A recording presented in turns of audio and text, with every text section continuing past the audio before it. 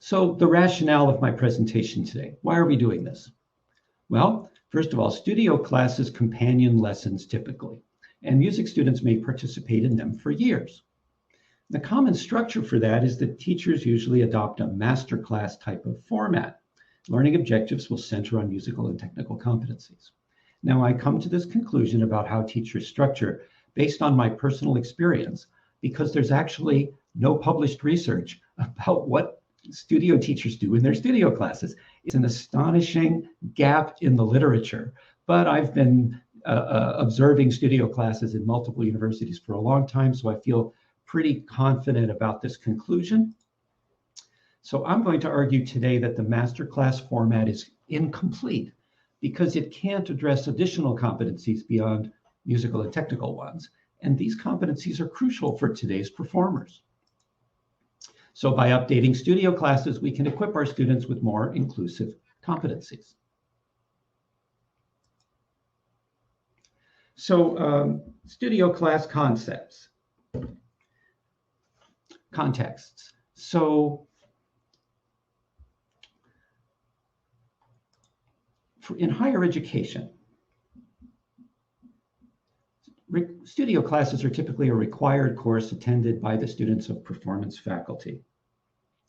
And in the typical context, students study with teacher X, they study piano, and they take individual lessons, and then they convene as a group, the students of that teacher, once a week, let's say, for 1 or 2 hours. In some cases, let's say when the teacher is an adjunct faculty member, perhaps an orchestral instrument at a conservatory, they may not have studio classes, but for the most part, the vast majority of music majors take studio classes. In the context of independent music teachers, studio classes function as optional group classes that are attended by private lesson students, usually for an additional fee. And these classes taught by independent teachers have tremendous benefits for everyone. They boost student learning and they boost student community.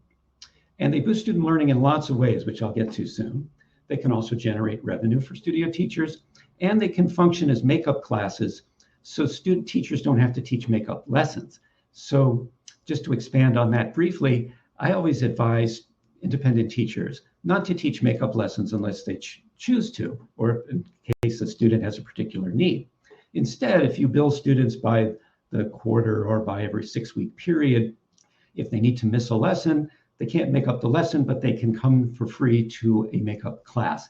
And a studio class can function in that way. So typical studio class format. Here's an example, an oboe class. Student has finished performing with the accompanist, the teacher is making comments, and other students observe. A typical masterclass format, here's violinist Christian Tetzlaff, students has played or is playing, is getting feedback from the teacher, others observe.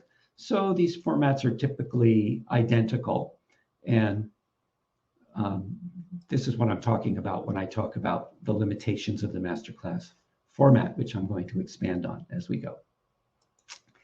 So here's my structure of how I'm going to address this today. I'm going to introduce 12 modern practices for studio classes. And I'm going to begin with a competency domain, like musicianship and technique. I'll specify learning outcomes. I'll highlight some teaching practices and some implementation strategies.